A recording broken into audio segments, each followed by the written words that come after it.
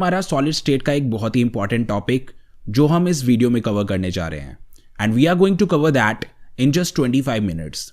अभी आने वाले वीडियोस में हम सॉलिड स्टेट को पूरा कवर करेंगे। We will do complete solid state in single video, but इस वीडियो के लिए हम सॉलिड स्टेट का सिर्फ ये टॉपिक करने वाले हैं, defects in solids. So guys, if you are new to this channel then subscribe and press the bell icon ताकि आपको हमारे आने वाले वीडियोस का नोटिफिकेशन मिलता रहे। And if you have not watched our these popular videos then check out. तो अब हम करने वाले हैं इम्परफेक्शन इन सॉलिड्स। अब हमारा नेक्स्ट टॉपिक है इम्परफेक्शन इन सॉलिड्स या फिर डिफेक्ट्स इन सॉलिड्स। तो डिफेक्ट्स का क्या मतलब होता है, सबसे पहले हम ये समझते हैं। सो this is a normal crystal. अगर मैं इनमें से कुछ आयंस निकाल लूं, तो मैंने इनमें से ये कुछ आयंस निकाल लिए, तो ये बन गया डिफेक्टेड। तो इस पार्ट में हम इन डिफेक्ट्स को ही पढ़ने वाले हैं। First one is stoichiometry, second one is non stoichiometry and third one is impurity defects. तो सबसे पहले हम शुरू करते हैं स्टोइक्योमेट्री डिफेक्ट से। स्टोइक्योमेट्री डिफेक्ट का ये मतलब है कि डिफेक्ट आने के बाद क्रिस्टल के फॉर्मूले में कोई डिफरेंस क्रिएट नहीं होगा। सो जैसे कि हमारे पास ये एग्जांपल है NaCl का। NaCl में दो आयंस हैं, Na positive and Cl negative. Na positive मेरा कैटायन है और Cl नेगेटिव मेरा एनायन है। तो हमारे पास हर एक क्लोराइड आयन के लिए एक सोडियम आयन है। तो यहाँ पे हमारा कैटायन टू एनायन रेशियो है 1:1। तो ये है इसका स्टोइक्योमेट्री। अब डिफेक्ट आने के बाद, स्टोइक्योमेट्री डिफेक्ट आने के बाद भी हमारा cation to anion ratio same ही रहेगा। हमारे पास एक क्लोराइड आयन के लिए एक सोडियम आयन रहेगा एंड अल्टीमेटली हमारा फॉर्मूला भी सेम रहेगा। So this is stoichiometry defect. इसमें हमारे स्टोइक्योमेट्री में कोई डिफरेंस नहीं आता। अब नेक्स्ट है non stoichiometry defect. So this is my iron oxide FeO। अब नॉन स्टोइक्योमेट्री डिफेक्ट के बाद ये होगा कि इसमें cation to anion ratio change हो जाएगा। अब हमारे पास जो न्यू फॉर्मूला होगा वो होगा Fe.95O। सो इसमें cation to anion ratio change हो गया। पहले हमारा कैटायन टू एनायन रेशियो कुछ और था, अब कैटायन टू एनायन रेशियो कुछ और है। So this is called non stoichiometry defect. तो सबसे पहले हम शुरू करते हैं स्टोइक्योमेट्री डिफेक्ट। तो स्टोइक्योमेट्री डिफेक्ट हमारे पास दो टाइप के होते हैं। First one is Schottky defect and other one is Frenkel defect. तो दोनों हैं क्या, लेट्स सी। सबसे पहले हम करते हैं स्कॉटकी डिफेक्ट। तो स्कॉटकी डिफेक्ट है स्टोइक्योमेट्री डिफेक्ट। तो ये है मेरा कोई आयनिक क्रिस्टल और इसमें A positive and B negative. A positive है मेरा कैटायन और B नेगेटिव है मेरा एनायन। अभी ये एक नॉर्मल क्रिस्टल है, इसमें कोई भी डिफेक्ट नहीं है। अब स्कॉटकी डिफेक्ट के बाद ये होगा कि इसमें से एक A पॉजिटिव आयन मिसिंग हो जाएगा और एक B नेगेटिव आयन मिसिंग हो जाएगा। तो जितना इसमें से कैटायन मिसिंग है उतना ही एनायन मिसिंग है। तो अल्टीमेटली इसमें एक बैलेंस क्रिएट हो गया, जिसके कारण से ये एक स्टोइक्योमेट्री डिफेक्ट रहेगा।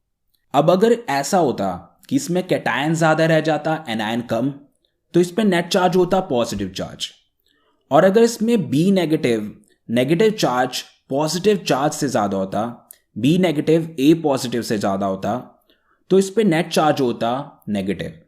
सो क्योंकि इसमें जितना पॉजिटिव चार्ज मिसिंग हुआ है उतना ही नेगेटिव चार्ज मिसिंग हुआ है, तो इसमें न्यूट्रलिटी मेंटेन रहेगी। ये वाला क्रिस्टल न्यूट्रल रहेगा।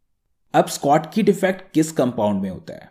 अब स्कॉटकी डिफेक्ट ऐसे कंपाउंड में होता है जिनका कोऑर्डिनेशन नंबर हाई होता है। कोऑर्डिनेशन नंबर होता है कि एक एटम के अराउंड उसके बिल्कुल नियरेस्ट कांटेक्ट में कितने एटम्स हैं। तो स्कॉटकी डिफेक्ट ऐसे कंपाउंड्स में होता है जिनमें कोऑर्डिनेशन नंबर हाई होता है।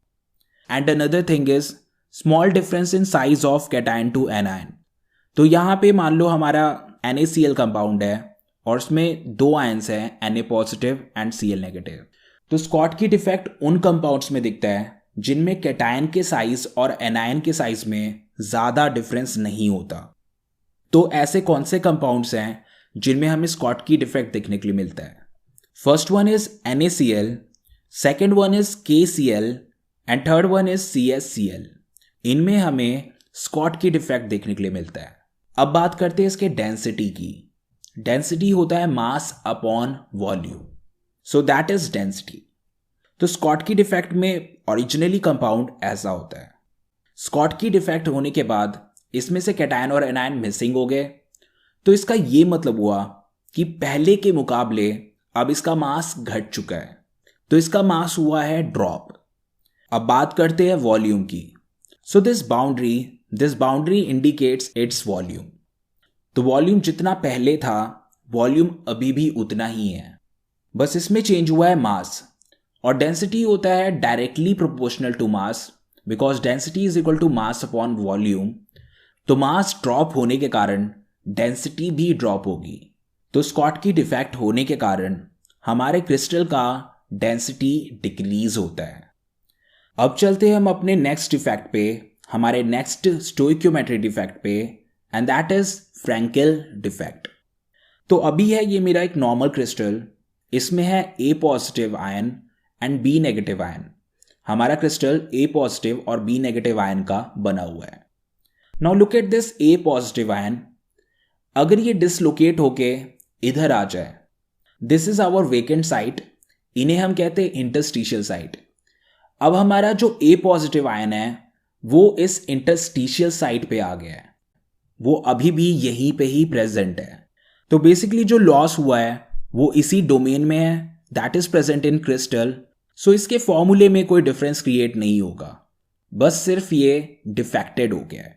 अब फ्रैंकल डिफेक्ट हमें उन कंपाउंड्स में देखने के लिए मिलता है जिनका कोऑर्डिनेशन नंबर लो होता है।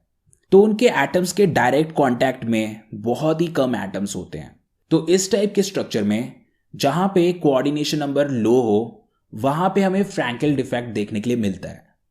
और ये उन कंपाउंड्स में देखने के लिए मिलता है जिनके कैटायन और एनायन के साइज में बहुत ज़्यादा डिफरेंस होता है। अगर एनायन और कैटायन के साइज में बहुत ज़्यादा डिफरेंस है तो फिर उस कंपाउंड में भी फ्रैंकल डिफेक्ट होगा। अब इसके डेंसिटी में कोई इंपैक्ट होगा कि नहीं? तो वॉल्यूम जितना पहले था उतना ही वॉल्यूम बाद में रहेगा, वॉल्यूम में कोई डिफरेंस क्रिएट नहीं होगा।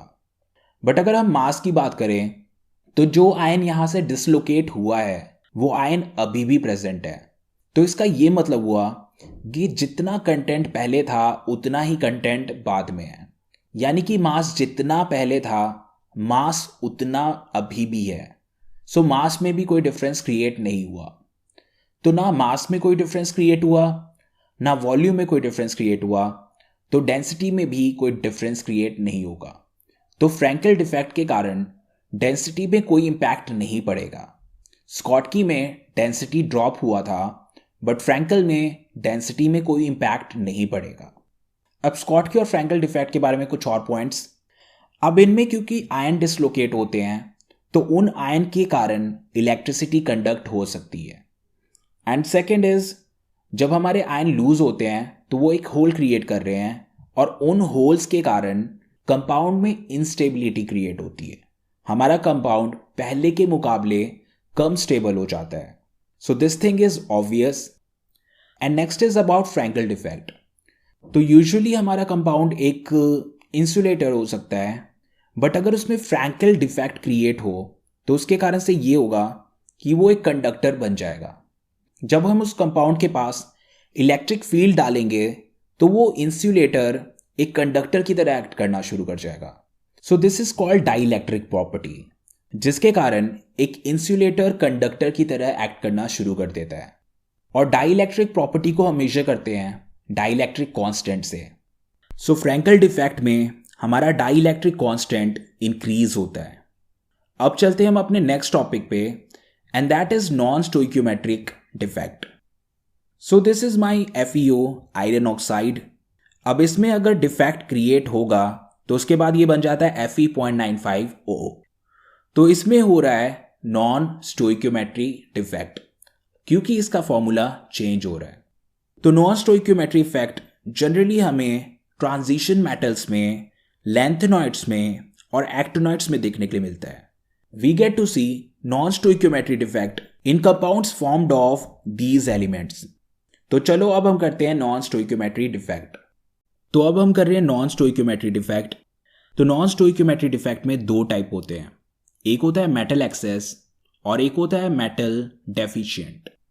तो मेटल हमें देता है cation, sodium is our metal और इससे हमें मिलता है Na positive which is a cation. तो मेटल से हमें मिलता है कैटायन। अब जब कैटायन एक्सेस होगा तो इसका ये मतलब हुआ कि कैटायन एनायन से ज्यादा है। तो अगर कैटायन एनायन से ज्यादा है तो इसका ये मतलब है कि इसमें नॉन स्टोइकियोमेट्रिक इफेक्ट है। अब नेक्स्ट है मेटल डेफिशिएंट। तो मेटल डेफिशिएंट का ये मतलब हुआ कि इसमें कैटायन कम है, और अगर कैटायन कम है तो इसका ये मतलब हुआ कि anion is more than cation. तो इसमें भी एनायन और कैटायन बराबर नहीं है, तो इसमें भी नॉन स्टोइकियोमेट्रिक इफेक्ट है। तो सबसे पहले हम करते हैं मेटल एक्सेस। अब मेटल एक्सेस में भी हमारे पास दो टाइप होते हैं। तो सबसे पहले हम करते हैं एनायन वैकेंसी। तो ये है मेरा एक नॉर्मल क्रिस्टल और इसमें दो आयंस हैं।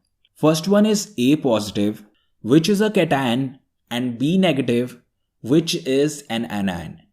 तो इन कैटायन और एनायन से ये क्रिस्टल बना हुआ है। अब अगर इसमें से ये B नेगेटिव जो कि हमारा एनायन है वो हटा दें तो इसमें क्रिएट हो जाएगा एनायन वैकेंसी। इसमें से मैंने B नेगेटिव एनायन हटा दिया है और उसकी जगह हमने डाल दिया है इलेक्ट्रॉन। अब क्योंकि इसमें से एनायन वैकेंसी क्रिएट हुई है तो उसके कारण ये हुआ कि अब हमारा कैटायन एनायन से ज्यादा हो गया, यानी कि हमारा A positive cation B negative anion से ज्यादा हो गया। तो ये हुआ एक मेटल एक्सेस डिफेक्ट। तो एनायन वैकेंसी है मेटल एक्सेस डिफेक्ट। अब इसे हम अच्छी तरीके से समझते हैं एक एग्जांपल लेके। तो ये है मेरा सोडियम क्लोराइड क्रिस्टल। इसमें Na पॉजिटिव है और Cl नेगेटिव है। Na पॉजिटिव मेरा कैटायन है और Cl नेगेटिव एनायन है। तो इन दोनों से ये मेरा क्रिस्टल बना हुआ है। अब एनायन वैकेंसी का ये मतलब होता है कि इसमें से एनायन लूज होगा, तो यहां पे से Cl नेगेटिव लूज होना चाहिए। तो इसमें से Cl नेगेटिव कैसे लूज होगा? अगर हम अपने सोडियम क्लोराइड क्रिस्टल को सोडियम वेपर के अराउंड डाल दें तो उससे ये होगा कि सोडियम इस Cl नेगेटिव को ले जाएगा। तो सोडियम इस Cl नेगेटिव को कैसे लेके जाएगा? सोडियम एक इलेक्ट्रॉन लूज करेगा तो ये बन जाएगा Na पॉजिटिव। अब ये Na पॉजिटिव इस Cl नेगेटिव को ले जाएगा and it will become NaCl। तो इस कारण से सोडियम वेपर के कारण इस क्रिस्टल में से Cl नेगेटिव निकल गया और इसमें एनायन वैकेंसी क्रिएट हो गई। अब सोडियम से जो इलेक्ट्रॉन निकला था वो इलेक्ट्रॉन इस Cl नेगेटिव की जगह चला जाएगा, तो इलेक्ट्रॉन आ जाएगा इधर।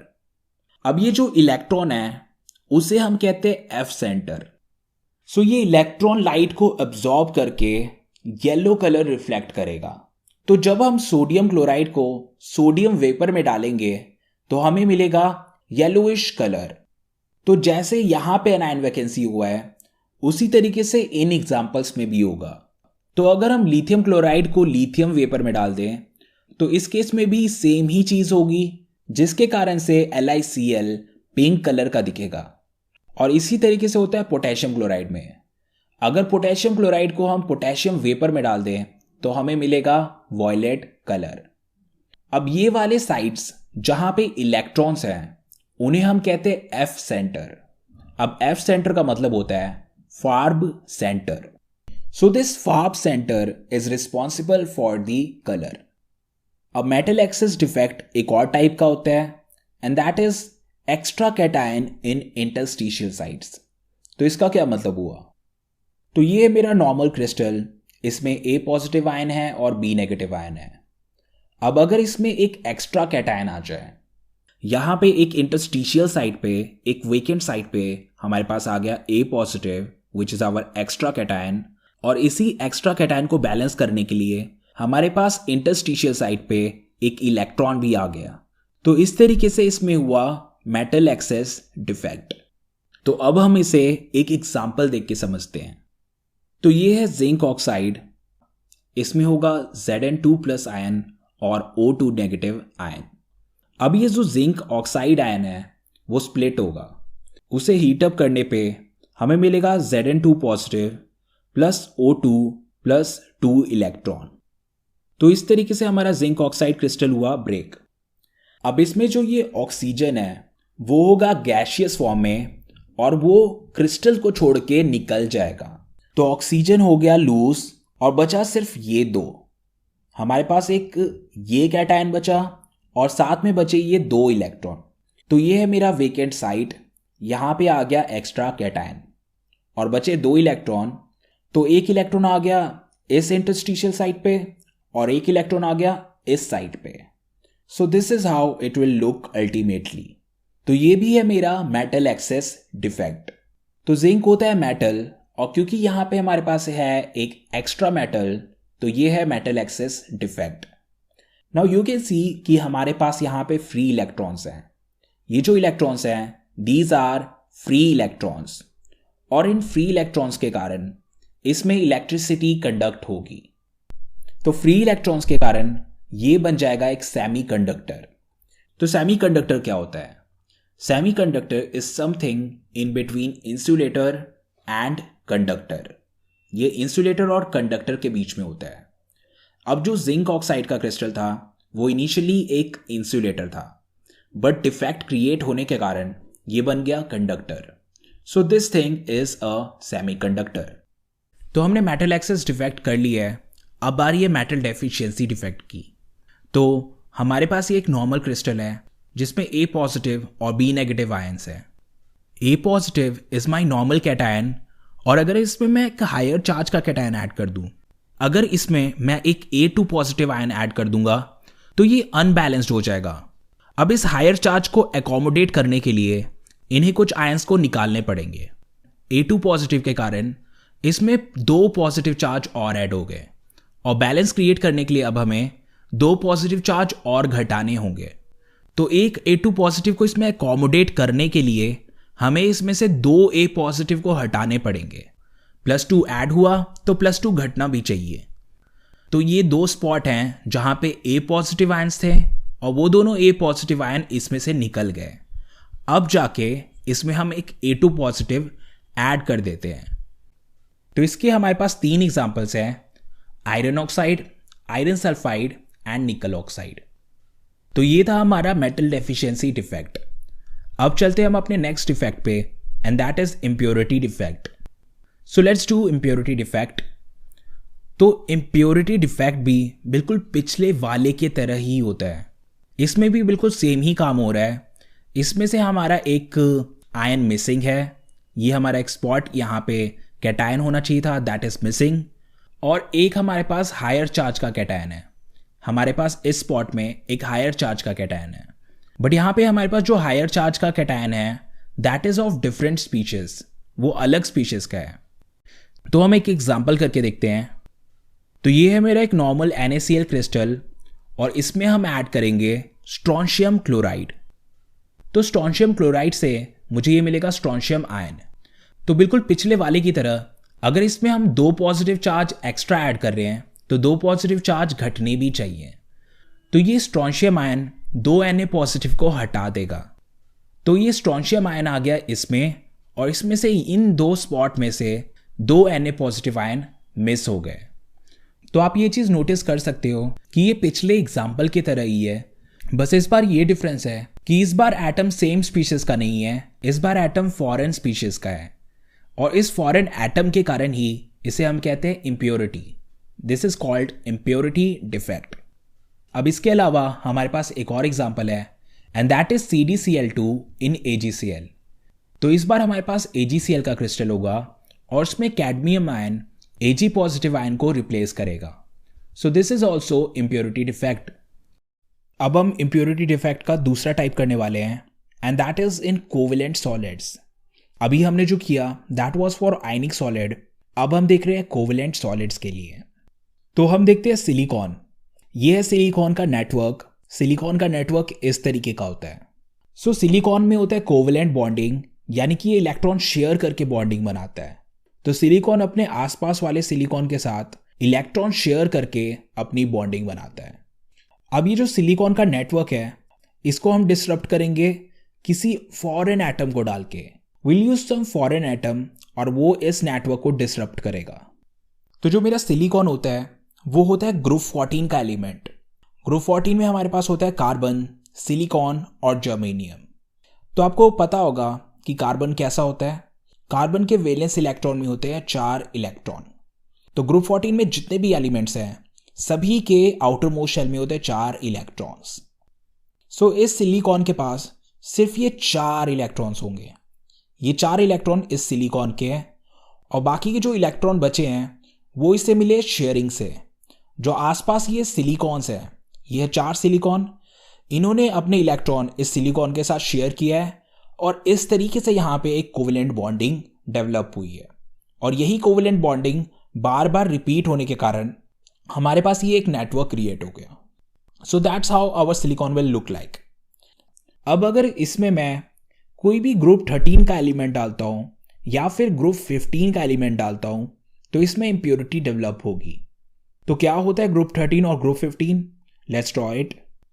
तो ये है मेरा ग्रुप 13। ग्रुप 13 में आता है बोरोन, एल्यूमिनियम एंड गैलियम। ये है मेरे ग्रुप 13 के एलिमेंट्स। और अब आता है ग्रुप 15। तो ग्रुप 15 में आता है नाइट्रोजन, फॉस्फोरस एंड आर्सेनिक। तो ये तीनों हैं हमारे ग्रुप 15 के एलिमेंट्स। अगर मैं ग्रुप 13 के एलिमेंट या ग्रुप 15 के एलिमेंट्स को सिलिकॉन में डालूंगा तो उससे इसमें क्रिएट होगा इंप्योरिटी डिफेक्ट। तो सबसे पहले हम ग्रुप 13 का एक एलिमेंट डाल के देखते हैं। So let's choose aluminium. तो सबसे पहली बात, ग्रुप 13 के आउटर मोस्ट शेल में 3 इलेक्ट्रॉन्स होते हैं। तो ये जो मेरा एल्यूमिनियम है इसके आउटर मोस्ट शेल में 3 इलेक्ट्रॉन होंगे और इसी तरीके से ग्रुप 13 के जितने भी एलिमेंट्स होते हैं उनके आउटर मोस्ट शेल में 3 इलेक्ट्रॉन्स होते हैं। सो अब मैं एल्यूमिनियम को सिलिकॉन की जगह डालने वाला हूं। तो हमें यह पता है कि सिलिकॉन के आउटर मोस्ट शेल में टोटल 4 इलेक्ट्रॉन्स होते हैं, बट जो एल्यूमिनियम होता है उसके आउटर मोस्ट में सिर्फ 3 इलेक्ट्रॉन्स होते हैं। सो ये रहा एल्यूमिनियम और इसने सिलिकॉन की जगह ले ली। तो एल्यूमिनियम डालने के कारण ये हुआ कि इसमें अब 1 इलेक्ट्रॉन कम हो जाएगा। तो यूजुअली यहाँ पे इलेक्ट्रॉन होना चाहिए था, बट यहाँ पे से इलेक्ट्रॉन मिसिंग है, सो इसे हम कहेंगे होल। तो इसमें होल्स होने के कारण इसमें इलेक्ट्रॉन्स का कंडक्शन शुरू हो जाएगा। इलेक्ट्रॉन्स अपने पोजीशन से ड्रिफ्ट होने लगेंगे और इस होल को वो फिल करने की कोशिश करेंगे।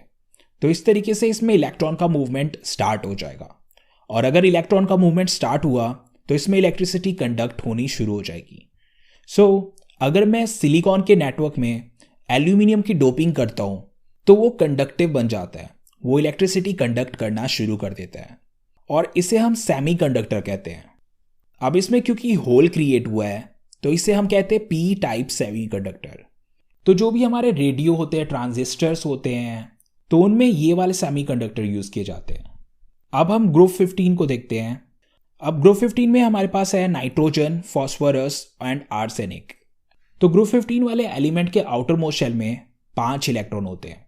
नाइट्रोजन के आउटर मोस्ट शेल में 5 इलेक्ट्रॉन होते हैं। उसी तरीके से फॉस्फोरस, आर्सेनिक, इन सभी के आउटर मोस्ट शेल में 5 इलेक्ट्रॉन होते हैं। अब इसको अगर हम सिलिकॉन में डालेंगे तो क्या होगा? तो सिलिकॉन में तो वैसे 4 इलेक्ट्रॉन होते हैं, बट आर्सेनिक में होते हैं टोटल 5 इलेक्ट्रॉन्स। तो अगर मैं सिलिकॉन की जगह आर्सेनिक डाल देता हूं तो मेरे पास 1 इलेक्ट्रॉन एक्स्ट्रा आ जाएगा। यूजुअली तो ये ऐसा होना चाहिए था, बट मैंने आर्सेनिक डाला तो इसमें आर्सेनिक के कारण 1 इलेक्ट्रॉन एक्स्ट्रा आ गया। सो this is how it will look. अभी जो एक्सेस इलेक्ट्रॉन है इससे इलेक्ट्रिसिटी कंडक्शन शुरू हो जाएगी। इसके कारण इलेक्ट्रॉन्स मूव करने लगेंगे और उसके कारण इलेक्ट्रिसिटी कंडक्शन शुरू हो जाएगी। तो ये भी बन जाएगा एक सेमीकंडक्टर। अब क्योंकि इसमें इलेक्ट्रॉन के कारण कंडक्शन शुरू हुई है तो इसे हम कहते हैं एन टाइप सेमीकंडक्टर। तो ये था impurity defect in covalent solids and it was our last defect. तो ये था डिफेक्ट्स इन सॉलिड। इसमें हमने किया stoichiometry defect, non stoichiometry defect and impurity defect. तो स्टोइक्योमेट्री डिफेक्ट में हमने किया Schottky defect and Frenkel defect, तो ये हमने कवर कर लिया। नॉन स्टोइक्योमेट्री डिफेक्ट में हमने किया metal access and metal deficient, तो ये हमने कवर कर लिया। एंड फिर उसके बाद हमने किया impurity defect for ionic solids and then for covalent solids.